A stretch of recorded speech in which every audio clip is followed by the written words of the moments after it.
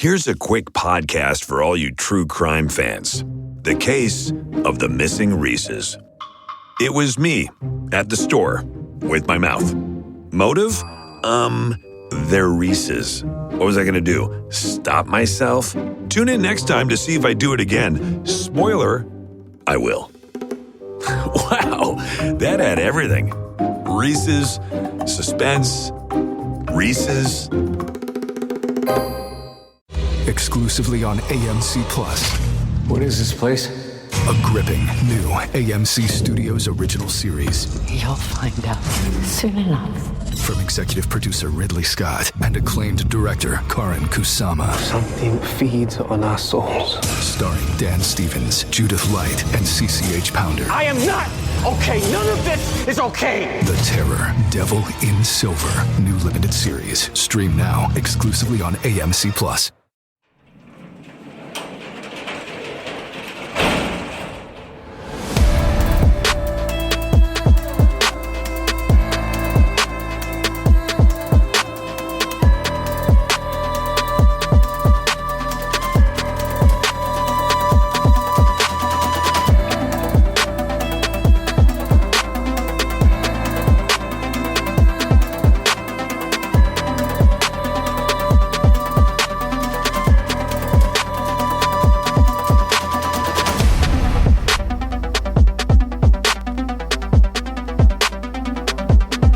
Welcome to True Crime Garage. Wherever you are, whatever you are doing, thanks for listening. I'm your host, Nick, and with me, as always, is a man reminding us all that at this year's midterm elections, vote for Pedro. Here is the captain. Vote twice if you can. It's good to be seen and good to see you. Thanks for listening. Thanks for telling a friend.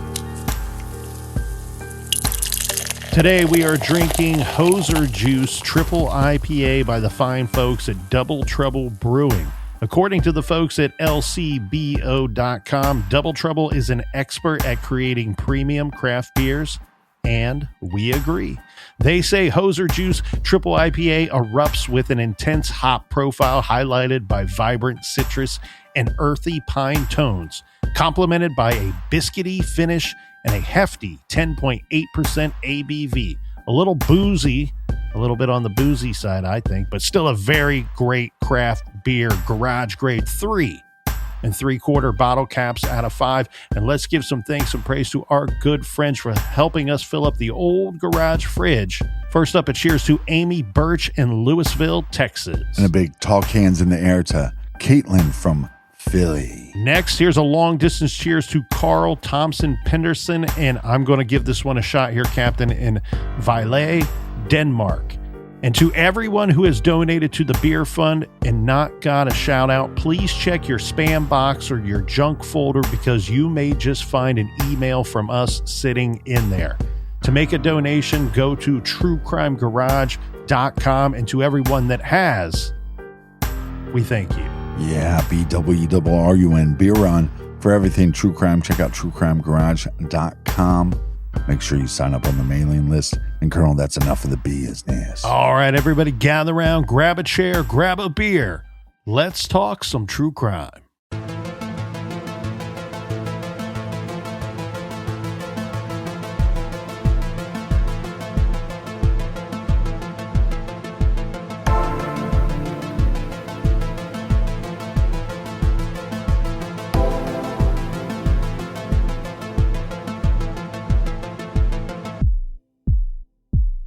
I'm delighted to have the opportunity to help launch the National Center for Missing and Exploited Children, to tell you that the safety and protection of our children is a top priority on the national agenda. All Americans, and especially our youth, should have the right and the opportunity to walk our streets, to play and to grow and to live their lives without being at risk. These efforts are only the essential first steps, and formidable challenges remain. Meeting them is what the National Center for Missing and Exploited Children is all about.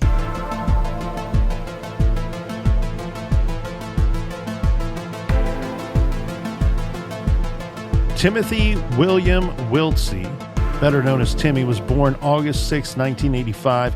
He disappeared at the age of 5 after he was last seen or reported to be last seen at a carnival in Kennedy Park in Sayreville, New Jersey. This was on May 25th, 1991, which is also National Missing Children's Day. His mother, Michelle, gave varying accounts. In some of these accounts, she turned away while buying a soda and he was simply gone. In others, he was abducted by two men and a woman, the woman who she identified as Ellen. Police, already at the carnival for security and traffic purposes, shut down the event and searched the grounds, but found no trace of Timmy. Investigators pursued the lead about Ellen, but it went nowhere. Michelle's inconsistent statements led police to consider the possibility that she may be involved. In October of 1991, Dan O'Malley found a child's Teenage Mutant Ninja Turtle sneaker in the marshlands of Raritan Center Business Park in Edison, New Jersey, across from the Raritan River in Sayreville, and turned it over to the police. Michelle could not confirm that it was Timmy's sneaker. In April of 1992, law enforcement searched the area, that same area, and found a second sneaker along with a pillowcase, a blue and white blanket, and nearby officers recovered a skull and other bones near a tire that was dredged from the Red Root Creek. The county medical examiner identified the remains as Timmy's and ruled the death a homicide, though the exact medical cause of death could not be determined due to advanced decomposition. FBI laboratory testing found no trace evidence on the recovered items, and investigators could not conclusively link them to Timmy or Michelle. Michelle and her parents said they did not recognize the blanket as coming from Michelle's home. And that is where we had left off there, Captain. A missing persons case turned homicide investigation with a new set of what can be considered evidence, but none that could or would yield any real leads or clues into how the boy had gone missing, been killed, or how his remains ended up where they were found 11 months after he vanished.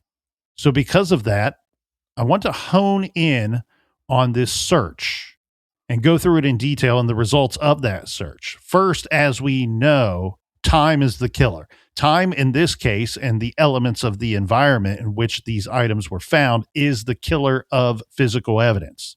That being said, the first shoe was found in October of the previous year. It seems most likely that the boy and some of that other stuff had all been there then. How they didn't find it in October of 91 instead of April of 92, well, add that to our list of mysteries here in this week's case. Chalk it up to bad luck or to bad work. But regardless, let's get into the thick of it, my friend. There's an FBI report on this case, on the Timmy Wiltsey case. And it's available online if people want to dig through it. It's 211 pages. So grab a second cup of coffee and a blanket as we start with page 1. I'm joking, of course. Maybe, hey, when we get really late in the game, Captain, last season, we're just going to do that. We're just going to go through every inch by inch of every single case. I mean, we really could go through 211 pages of this FBI report. If you do, the FBI is great at many things. They're usually very good at their reports. This one's a little all over the shop. It doesn't read like a chapter book. Yeah. It's kind of Stephen King novel. It's spotty, let's say, but it's a good report, very thorough. But in regard to this search, because what we get from the FBI report is very different from what you would see on the news, hear on the radio, or read in the newspapers. You get the behind the scenes action of some of the report and of the search itself. So I've summarized a small portion of this big, bulky FBI file here to review some of the details of this search and the behind the scenes action. So it goes something like this. From the FBI report, it describes a search near the Raritan Center in Edison, New Jersey, which is a large complex of businesses and warehouses. They decided to do this search after investigators learned that the missing boy's mother, Michelle, had actually worked there. And remember, she failed to report that when giving her work history to law enforcement investigating the case. Now, Right, but she did work there 3 years prior. correct. Yes. Michelle worked at a company in Rarrington Center from September 1988 to March of 1989. And remember, Timothy disappeared on May 25th, 1991. I'm going to say this in Michelle's defense. You already said that she, had worked there years prior. I'm not convinced that she didn't remember working there, but in her defense, the proximity of where the body or the partial remains were ultimately found, they're not very far from where the boy went missing if he did in fact go missing from the Kennedy Park. Right. And so do we know how far the remains were found from the business park? Yes. So where she had worked was about 0.4 miles from the location of where the sneaker and the other items and the remains were found. Right. But how far away is this marsh from the carnival he was at? Oh, it would just be a few miles. Right. And what's interesting here is after the body is found or after the remains were found, there's at least one law enforcement officer on the record stating like, there's a lot of places to hide a body out here, which just that statement alone is when we went through the extensive search that was going on shortly after the boy was reported missing. And that search extended beyond Kennedy Park, beyond the carnival, and into the surrounding areas. This would be, I would say, a neighboring area to the immediate surrounding areas. But with a statement like, well, this would be there's a lot of places to hide a body out here. I don't know. I'm uncertain. I'm less clueless as to why they did not search this area, or if they did, it wasn't a very thorough search when the boy was reported missing in May of 91. I'm very confused, however, why this area wasn't searched better in October of 91 when the shoe was found. Right. And That their makes zero statement was sense. always like, well, we searched this area, but keep in mind, the mom said it wasn't his shoe. Okay, that's fine. But you've also years later will be telling us you think she's been lying to you since the beginning. So why start believing her now? You can't pick and choose when to believe a liar. Well, like I said, you can. Well, but there's a lot of stupid people, but there's also many possibilities, right? So you go, is it possible that Timmy just walked to this area and because of the terrain, that's how he passed away? It's too far for that. The terrain. If it's within 5 miles, hold on. If it's within 5 miles, you're telling me a kid can't walk 5 miles? Yeah, I would believe, yes, that a child would be able to walk 5 miles. I have a difficult time believing that a child would walk 5 miles alone and not be seen and nobody come forward. This is not like this is a heavily populated area. Yeah, I understand that. But there's times that we have times in cases where eyewitnesses claim to see missing people that they don't see. And then there's times that people just go missing and there's no eyewitness accounts. So all I'm saying is, as far as law enforcement goes, or anybody that's interested in trying to solve this, you have to put that as a possibility. Is it a possibility that he could have got from the carnival to this area? Sure. And then the other possibility is, did they do any searches in this area? And if so, is that any indication that the child might have been taken by somebody and kept somewhere for a certain period of time? All I can talk about is what was reported. And we know that there were a couple of searches that took place in October of 91 after that sneaker was found. Let's go through this report and you'll see why I have some issues with those searches in particular. Okay. So as described, the boy disappeared on May 25th, 1991. In the fall of 91, a person walking in the area, Dan O'Malley, found a sneaker in an underdeveloped swampland. The building where Michelle worked was about 0.4 miles from this location. The sneaker matched the size that Timothy wore and the make and model and color he was known to wear. This is some of these words are directly from this FBI report. And it states, because Michelle had been viewed as a prime suspect for multiple reasons, investigators considered the proximity a notable coincidence and planned a search. What I'm trying to point out here is what the FBI report states emphatically, but doesn't state exactly what I'm saying. They are saying that this area where the shoe was found by Dan O'Malley in October of 91 became priority only after they figured out that she omitted having worked in the general area. Right. It was less of a priority when the sneaker was actually found in October. They took this from about a level 5 to a level 10 once they figured out that she had worked in that general area. What I'm pointing out, the reason why I'm pointing it out, not because I thought this kid put on a pair of roller skates and ended up dead in the swamp on his own accord. I'm pointing it out that this area should have been a priority in October when the damn sneaker was found. Yeah. It's an identifying marker. Absolutely. Yeah. So if we would have found a red tank top, would we have taken that as serious? And it's look, close, and it's also just suspicious. It's close in proximity to where she lived. So, right. like to say, well, it's close in proximity to where she had worked at one time. I don't have a full list of all the places that she worked, and that's one thing that we question. Well, it could be that she worked in a lot of locations near this area, right?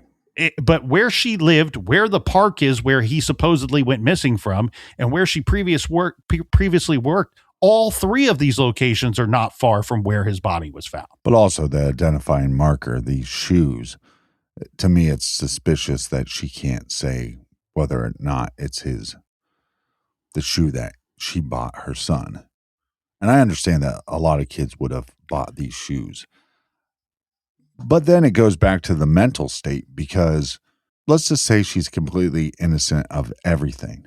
There's a part of her, and I think she even made these statements, she doesn't want this shoe to be her son's, because this inevitably is evidence that her son is not with her or with us anymore. Right. And so it's or really she may not, which is her statement, but secretly she may not want it to be his shoe or known to be his shoe, because they're getting close to finding his remains that she put there. Right. And if those remains, and possibly those remains would give us evidence to lead us to the killer, which possibly could be his mother. Yeah. So the report goes on. We'll continue through this summary. It says multiple agencies were invited for the search, and the New Jersey State Police provided a cadaver dog for 2 days worth of searching. After the dog searches, teams began a manual search. They quickly found a second sneaker that appeared to match the one recovered in the fall of 1991. The two sneakers formed a matched pair. Investigators then expanded the search area, Investigators then expanded the search area, concluding that the shoes were likely thrown from a roadway rather than dropped. About 2 hours later, searchers found a skull in a muddy creek leading to a culvert under the roadway, with additional bones within a few feet. The remains were on the opposite side of the roadway from the sneakers, roughly 100 to 150 yards away. So roughly a little more than a football field away. Edison Police Department units secured the scene overnight. The Edison Fire Department provided water via a pumper truck to flush debris, and sifting screens were used to recover material from muck dug by hand from the creek bed. Initially, because many bones were found inside a large discarded truck tire in the creek bed with limb bones nearby, investigators suggested the body may have been placed inside the tire and then rolled downhill into the creek. Michelle was interviewed by detectives from the Middlesex County Prosecutor's Office and the Saraville Police Department. The report states her demeanor seemed inconsistent with a grieving mother and that she showed little interest in the recovery details. After the medical examiner's analysis, investigators determined most recovered bones were in fact those of an animal or animals. The human remains consisted of the victim's skull, several arm and leg bones, approximately half of the pelvis, and the lower jaw. This clarified that the tire rolling theory was raised before the final analysis.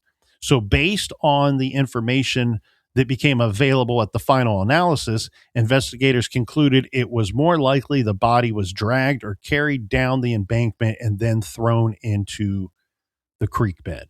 Yeah, because also if you put the body in this tire and rolled it down the hill, then a tire becomes an identifying marker to possibly identify the killer.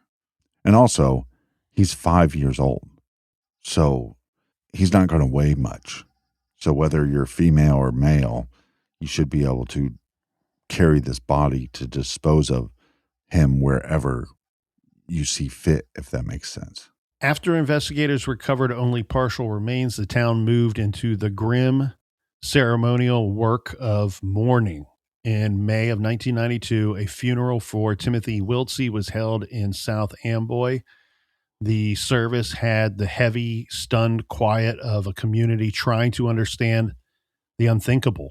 Timothy's mother, Michelle, looked visibly shaken, so unsteady that her parents had to hold her up and help her to walk. When the service ended, Timothy was laid to rest in nearby Keyport. But the burial did not bring closure for the case, obviously. It opened a new phase of scrutiny, one that shifted attention away from the carnival and onto Michelle herself. So a week after the funeral, information surfaced that changed the public's understanding of what investigators had been dealing with behind the scenes. So it became known that Michelle had nearly a year earlier changed her account of how Timothy disappeared. Police said her story had shifted 3 times, and it also became public that she had failed 2 lie detector tests. So while this is something that we've already covered in our telling of this story, to the public, this is new info. They didn't know this from the time that the boy was reported missing. Right. And on the news, they see the missing persons flyers when they're around and out about in town. And when they are watching the news, they're seeing the boy's picture for months and months and months. And then the body's found. This is information they didn't know during that 11 months. It only came out just after the funeral services. And the reports I have are that it was leaked. I likely think that it was intentionally leaked. And sometimes that's a good strategy. Detectives described Michelle's demeanor during questioning as oddly flat and unemotional, saying that her way that she was behaving, the way she presented herself, they didn't believe that that matched what they would expect from a mother whose child had vanished. Yeah, but I hate this. I hate how we constantly go, well, we think they should act this way, and they're not out of control. I mean, I think sometimes to me, it's more, are they putting on an act or not? Are they being truthful or not? But somebody sitting in front of law enforcement, especially if it's FBI, and they're approaching that with a stoic manner, I don't find that to lean any way towards whether I don't find that to lean or swayed me to lean one way, whether I think they're innocent or guilty. I'm with you. I think the overall of that, I don't put a lot of weight into. Maybe some very specific behaviors or actions I would, but we've also seen the flip of this coin, right? Where law enforcement or media or even civilians are reviewing a case or reviewing what they see in the news, and they go, well, I think the person's overreacting and right. Intentionally overreacting. Yeah, but again, that goes to my idea. Are they acting? And are they acting in a performative manner? Again, and also, do I believe that they're being truthful or not? And I think there's multiple things that are working against Timothy's mom. She changes her story. She basically withholds information. And then I think sometimes by not even with the shoe, she's not even really leaning one way or the other on if it's the shoe. I mean, we have the shoe box. So that should tell us some information. Yeah, there's much more with the shoe telling us that it's probably his than rather than it's probably not. We talked about that a lot in episode 2, and this is what I'm getting at here, and I'm trying to avoid being overly critical about the investigation. I do think that police did a good job. I do think that if let's pretend for a moment that Michelle is guilty, well, then it's an uphill battle for detectives and investigators. She knows a lot and did a lot and put a lot of things into place before he was even reported missing that they're working against in at a severe disadvantage. That's if we pretend, right? Clearly, that's if we pretend that she did it. Now let's pretend that we don't know who did it, which is how you should conduct your investigation. My critique of this investigation is not that they didn't try hard or that they didn't attempt their best to do a good job. My critique is they honed in on Michelle, whether that is right or wrong, but they allowed that to steer their investigation. They should have searched this area where the sneaker was found better when it was found, regardless if they believed her statement that it wasn't his shoe. Right. What I'm saying is you can see this playing out as them building a case against her in the public. This information was leaked about her behavior behind the scenes. I believe it was leaked on purpose. Why? So that the media could ask law enforcement questions that they previously weren't asking them. Yeah, but we see that and ask those same questions to Michelle. When you think you have somebody guilty, you're looking for them to lay out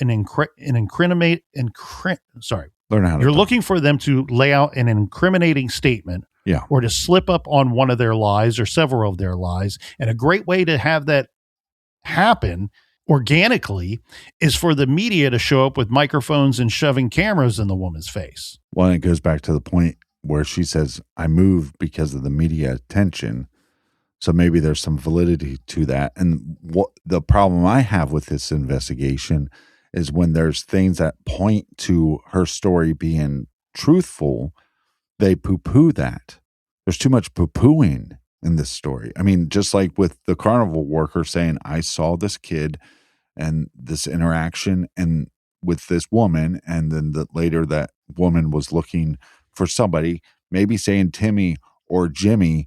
Okay, there's not a million people at this freaking carnival. If somebody's going, hey, I'm looking for a Timmy or Jimmy, let's just assume that that person was probably looking for a Timmy and not a Jimmy. And we can't just go, oh, well, she looked disheveled and maybe she was on something, so I don't believe anything she says, because that doesn't fit the narrative that I'm trying to build. Yeah, that's my critique of the case, that I think that they were chasing Michelle more than they were chasing the case. And look, again, if you're lucky enough to make it to the rank of detective, that's why you got into the business. I'm sorry to say that, right? There's a missing kid. Ultimately, his remains are found in this very area, but where the shoe, I would be, if the chief would allow me, I would be there morning, noon, and night for 7 to 10 days. You would have to drag my ass out of there. I don't care if my wife's making me sleep on the couch every single night. This is what I signed up. This is what I signed up for. Right. For this justice, is my Super Bowl. Justice for the victims and the excitement of a case like this. Yeah. And then my other problem is when she comes forward and says, hey, and we don't know how this went down. I don't have the transcript of this, but did she come forward and go, hey, that first story I told was kind of BS. This is really what happened. And if that's all that happened, and she says, well, there was this lady and there was these two guys and X, Y, and Z happened. If that's all that happened, I can see turning a suspicious eye. But when you have other eyewitnesses that have no connection to the mother say, we saw a child with 2 men and a woman, then you go, maybe there's some validity to the story, and we don't know how they acted towards her and how she received that. But if she received it as of I'm telling the truth. And maybe it took a minute for me to tell you the full truth, but this is the truth. And this is why I didn't tell you. I was afraid something bad could happen or something worse could happen. If she felt like nobody believed her, then that becomes a breakdown in communication. So even if you think she is suspicious, if you make her feel like she can come and talk to you and give you as much information and she feels like you're believing her, if you're suspicious of her, you want to keep that gateway open. And I think they kind of shut that off. So then it comes to the shoe, and I think she didn't even know how to react. Do I tell them that I think it's the shoe, or do I tell them it's not the shoe? And it doesn't even matter because they don't believe anything I'm saying anyways. Yeah. I don't know. I tend to think that she didn't have a great answer for the shoe because she had hoped that it would never be found and didn't get that far along in her plan. One of the polygraph administrators talking to the media said that regarding Michelle, her results were, quote, all over the charts, and adding that what disturbed him most wasn't only the inconsistent readings, but her defiant attitude throughout that process. Now, inside her family, the tension had its own shape. Michelle's brother, Edward, said that Michelle knew that she had failed the polygraph exam. And according to him, the realization didn't break her, it angered her. He described her as throwing things and lashing out in frustration at her failing the test.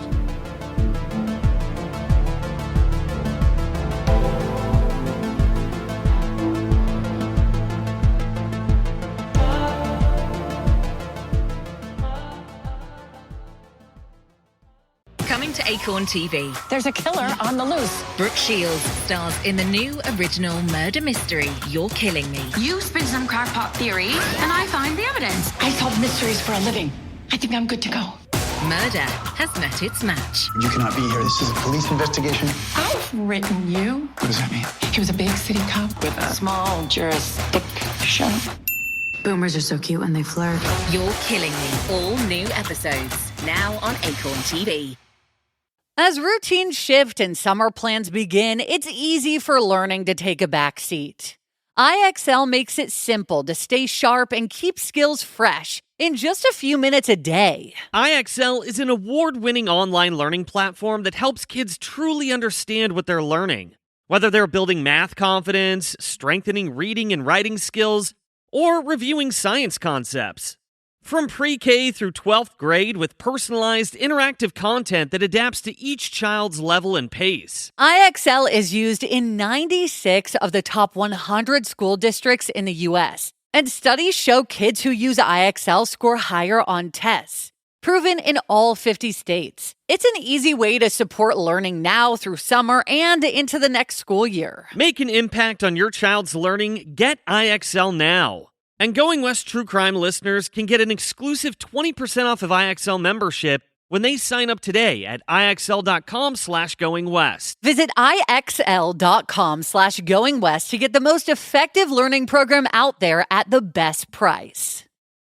Summer always changes how you get dressed. You want pieces that feel lighter and more breathable. Things that are easy but still put together. That's where Quince comes in. They focus on high-quality essentials that feel and look amazing. Think breathable linen and soft organic cotton. And Quince goes way beyond clothing. They have custom upholstered sofas, ceramic cookware, premium bedding, and more for your home. It's the kind of brand you end up recommending to everyone for everything. I've been recommending Quince for a couple of years now. And I've been shopping Quince.com for a couple of years now. Why? Because they keep me coming back. Because they got the good stuff. I love their classic fashion. They got me looking good for any situation.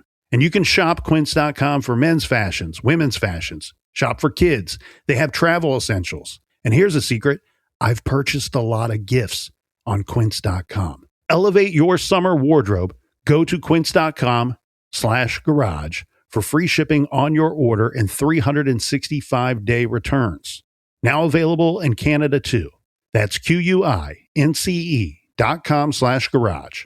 For free shipping and 365-day returns, quince.com/garage. Picture this. It's the end of a long week. You're unwinding in the tub, listening to your favorite true crime podcast. And then chronic hives come back. Again. In the middle of the episode. What a wet blanket. Looks like another spell of itchy, swollen, red, or skin-colored hives. If you have chronic spontaneous urticaria or CSU, there may be a different treatment option. Worried about your chronic hives interrupting our next episode? Learn more at treatmyhives.com/garage.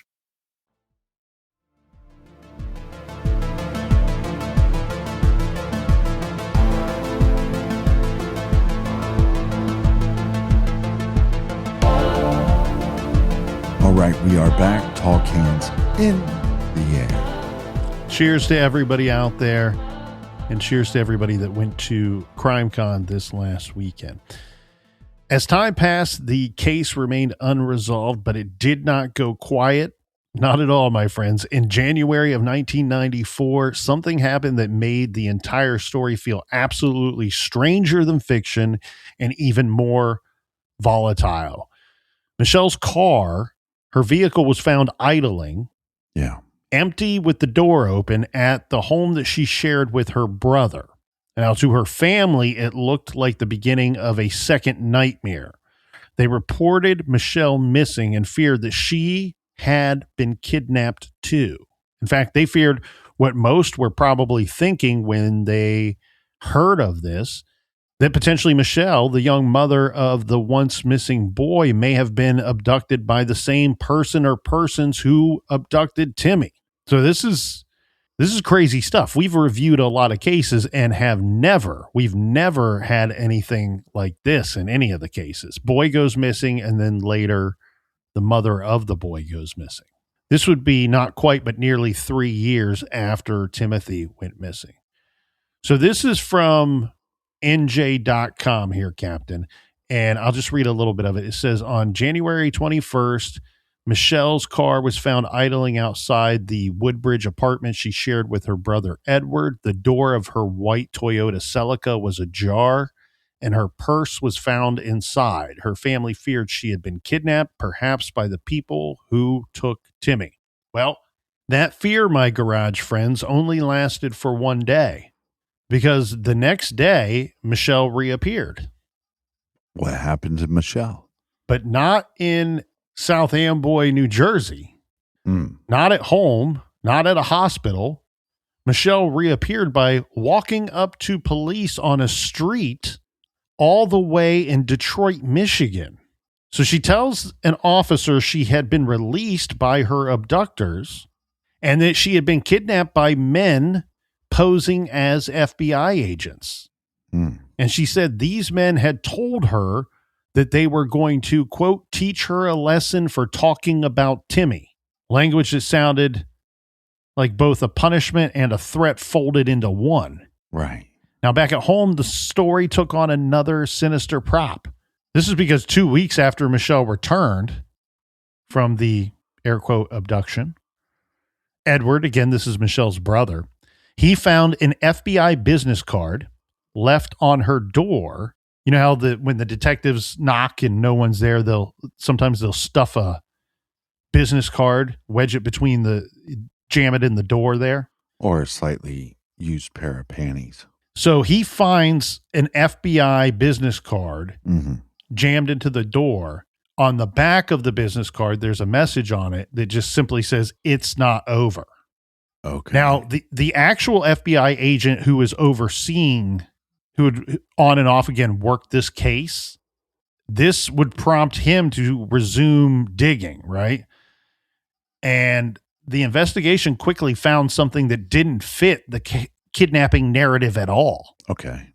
So they find a local print shop that had recently did a job printing FBI business cards for Michelle. Don't be suspicious. Don't be suspicious. So this is just basically a bullshit ruse. Yeah. So her statement was, look, I wasn't actually abducted by FBI. I was abducted by people that I figured out during the abduction were posing to be FBI. And this must be some high level stuff. Again, these could be the same people that were involved in the abduction of her son. Mm-hmm. And they're threatening her because she's talking about the abduction and what she knows about her missing son, trying to quiet her, scare her into shutting up and not helping police anymore. That's the general idea here. But the problem with that is these fake FBI business cards weren't made by someone outside of the investigation. They were designed and paid for by Michelle. Right. So the FBI is like, hey, wait a second here, honey. We found this print shop that said you paid for these business cards to be made. And, oh, yeah, the one found jammed in your door, too. We're guessing you placed that there as well. So faced with that discovery, Michelle admitted what all this evidence was pointing toward, that she had faked her own kidnapping. She said that she took a bus and traveled to Detroit and left her car in a way that she knew that people would report her missing. Right. Now, even after she admitted that the kidnapping was staged, she wouldn't talk anymore about the staged kidnapping and also would not open up about the deeper issue at the center of everything. Because the contradictory accounts that she gave about Timothy's disappearance takes on a whole new level of weight here. Mm-hmm. After you've proven one hoax, right? Well, and in fairness to Michelle, she can't talk more about Timothy's case because she might have to kidnap herself and harm herself. Consequences will result in another kidnapping. Yeah. I mean, this to me is the biggest red flag because what is the point? The point was simply to try to make law enforcement believe that there was something bigger happening here. Mm-hmm. And that she wouldn't be able to help them or assist them in the investigation. I also think that it's important to note she has this great idea. Mm-hmm. Please hear the sarcasm in my voice there. She has this great idea after the discovery of the remains, not before. Right. It's quite some time after that discovery, but still it's after. So this kidnapping hoax, however, will have consequences of its own. You can't just fake kidnap yourself and report it to police and claim that the FBI had some level of involvement, even if the people were just posing to be FBI agents. Well, the FBI really doesn't like it when you make fake FBI business cards. Yeah. Do that and see what happens. Well, it's kind of weird when she made them on neon green stock. No, but what was her name? Sherry Panini?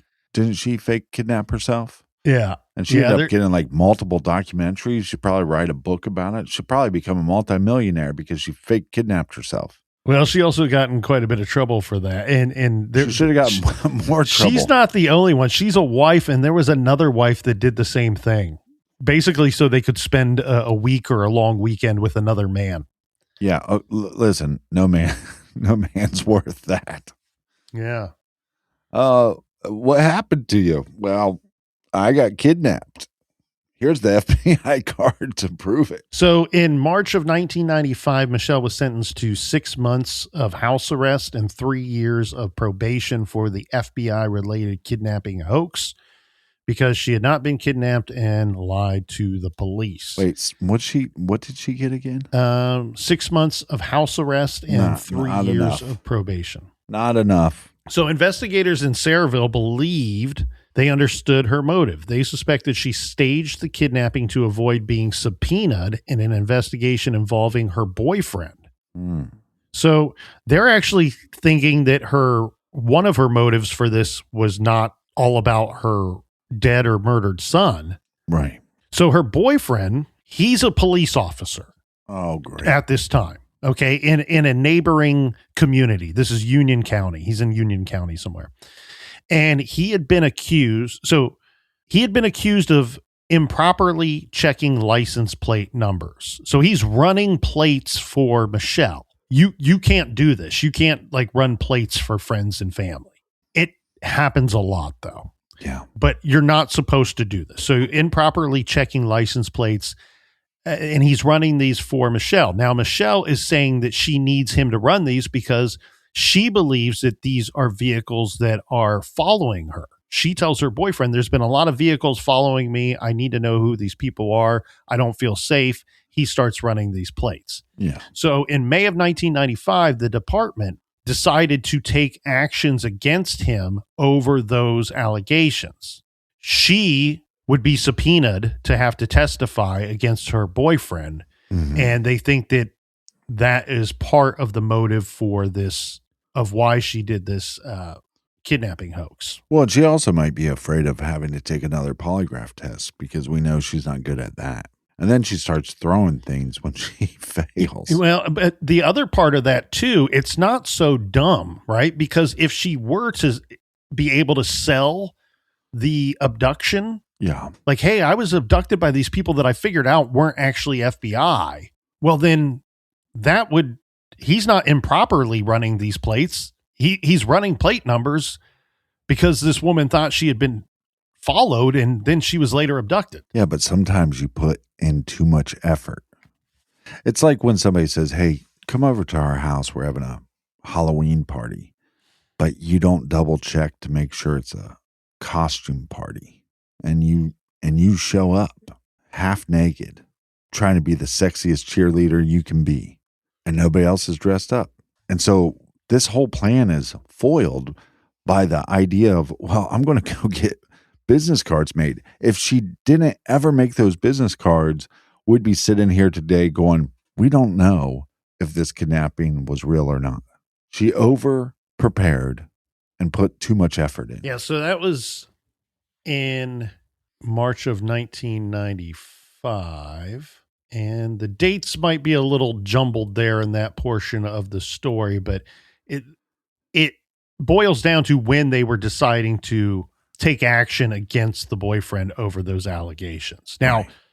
Some more time passes and Michelle kept encountering the justice system in new and interesting ways. But again, this doesn't have anything to do with the death of her son. Right. So in 1997, Michelle is pregnant with her second child. So if Timmy was still alive, this would then be his older brother.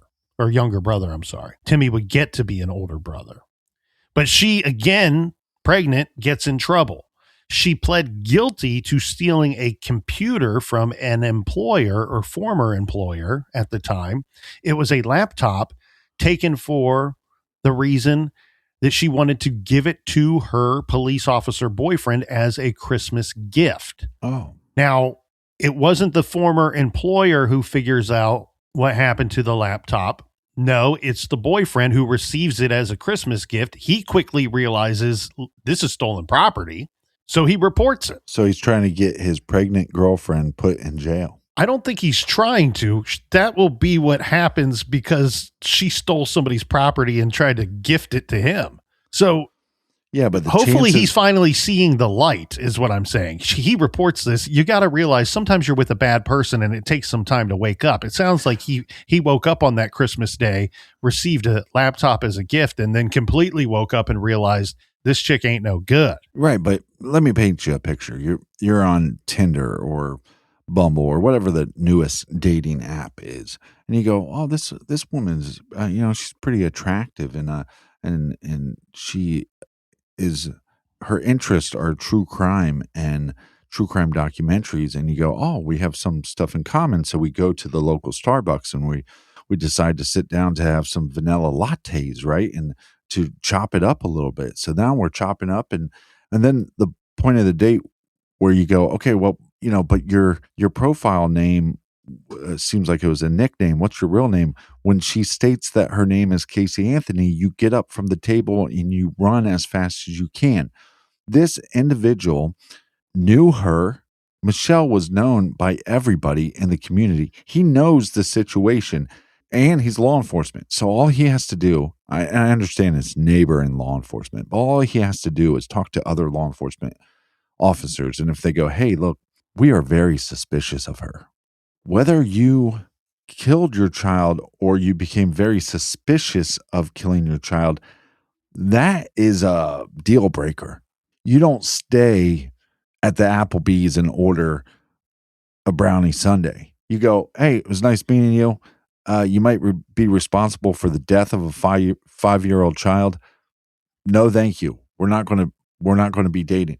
And then when she fakes being kidnapped by FBI agents, you go, yep, not going to be dating anymore. There was all these. Well, and you've already gotten him in trouble for running the plates as well. Or at least I shouldn't say you got him in trouble. He decided to do that for you, knowing that it was wrong. Right, making bad decisions. Request. Right. But this is where, depending on what employer it was, there's probably no way of them knowing that she took the laptop until he said, hey, this is stolen goods and I'm going to report it. I think this was his way of getting rid of her. Yeah, that's what I said. I think he finally saw the light, regardless if he was blinded by it before, right, or not. He finally saw the. I mean, you don't get a gift from your girlfriend and then report it as stolen property if you intend to stay with her. Well, I mean, we can't go down every road here. We got to get through this case. I mean, I have seen everything's a possibility in yes. every different scenario, but we don't have time to discuss every one of those possibilities. But back to your point, this could be the wake up call where he's like, okay, I gave her the benefit of the doubt here and I gave her the benefit of the doubt here, but if she's willing to steal this thing and then give it to me, so now I'm in possession of stolen goods. Okay, maybe these other things that I gave her the benefit of the doubt, I'm questioning more now. So when this discovery is made, she is arrested again. She spends a day in jail, and then she is later sentenced to 4 months of house arrest and gets 3 additional years of probation. Now, in 1998, Michelle left New Jersey behind and moved to the state of Florida. We've referenced Florida a couple times already in our coverage. Remember, she at times had other family down in the Sunshine State. In 1999, she would move again, this time to Apple Valley, Minnesota. There she built a different looking life. She got married in 2001 and started a new family. That same year, she spoke with a reporter from the Star Ledger who visited her, took a trip all the way out to Minnesota to interview Michelle, and Michelle agreed to the interview. She said that she was getting on with her life, but she had still held out hope that the case would be resolved. Her words, not mine. Quote, so everyone will know I was telling the truth, end quote, she said. Not that I hope they find the killer of my son. Right. But I hope that the case is solved so that everybody will know that I was telling the truth. That seems to be the most important thing to Michelle. Bizarre. When pressed, when asked which version of her story was true regarding the different explanations of how he went missing, how Timmy went missing, she answered in a way that offered explanation without clarity. She said she had told police different things at different times based on things they said to her. And she insisted she wasn't involved. She refused to go into more detail, briefly reiterating that it all had started when I was standing at the refreshment stand. And that was it. That's as much as she would say. Now, as you're probably guessing here, if they had a DK sports book on marriages, I would vote this one as, I would pick the under on this one. The marriage didn't last. Michelle was pregnant with her 3rd child when she returned to Florida. This is in 2003, when she bought a small home in Port St. Lucie, and she was working there as a paralegal. Inside rich. That home, she kept a beautiful picture of Timothy Wiltsey displayed where it could be seen not just by her, but by anyone entering the home. This big, beautiful picture of her son who had passed years prior. And she told her son, she was open about it. She told her sons, by this point, she has 2 boys, and would remind them that the boy in the photo was their brother, was their older brother. Right. For a long stretch through the early 2010s, the investigation itself, it didn't really meaningfully advance.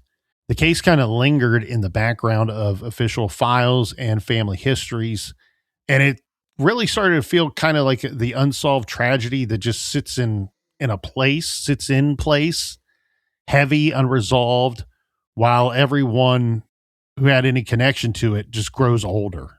But around the 20th anniversary of Timothy Wiltsey's disappearance, an investigator in the prosecutor's office decided it was time to start over. Not from scratch, not from the very beginning, but from the evidence standpoint. Let's review everything and anything that may hold any evidentiary value. The investigator returned to details that had long been known and yet never fully explained, asking what might have been overlooked. One item that rose to the top of the stack here, Captain, is that blue and white blanket found somewhat near Timothy's partial remains. At the time it was discovered, the blanket had been shown only to Michelle and to Michelle's parents. Right, and they didn't recognize the blanket. They didn't recognize it. However, to the investigator looking at the items, specifically this one, and putting a lot of thought into it, it really started to feel much less like a random object and much more like a private clue. And the new investigator believed that it mattered. And when he presented his argument to the team, the other investigators agreed. They focused really on something simple and practical here when you think about it. We've already said it was hot that day. It was hot and it was humid that day. And their general thought was a child would not likely carry a large blanket through a carnival. Right. Number one. But number two, let's double down on that. A child would not likely carry a large blanket through a carnival, especially on a humid 90-degree day. So with that in mind, they drew a conclusion that redirected the timeline of the disappearance. They reasoned the blanket likely came from Michelle's home. If that was in fact true, then Timothy may have gone from the home to the location where his remains were ultimately found, not from the home to the carnival and then onward. They believe the blanket may have been used to cover Timothy's body after his death.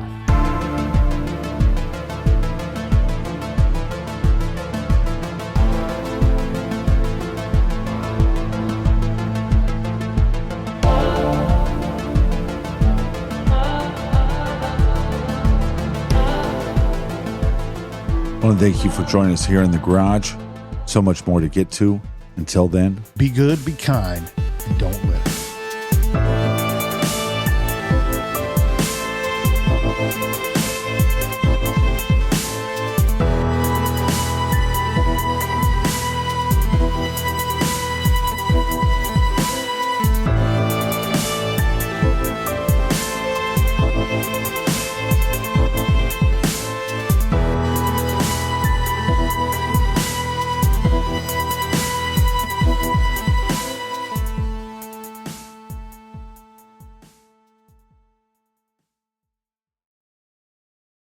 LinkedIn's AI-powered job search can help you find the most relevant roles based on your goals and experience. It cannot help you find something to talk about in the elevator. So, ride any dragons this weekend? It can help you find your next job just by describing it in your own words. It cannot stop your coworker from describing their dreams. So I was flying, right? And while we can't help you advance in the office foosball tournament, LinkedIn can help you advance in your career. LinkedIn is the network that works for you. When you're craving something extra delicious, extra saucy, and extra, there's Applebee's All You Can Eat. An unlimited spread of flavorful favorites for just $15.99. You get all the tender signature riblets, all the crispy boneless wings, all the golden brown double crunch shrimp, and endless classic fries. All at a price that hits just right. Applebee's All You Can Eat for just $15.99 per person per order. Now that's eating good in the neighborhood. Limited time only, so hurry into your nearest Applebee's today.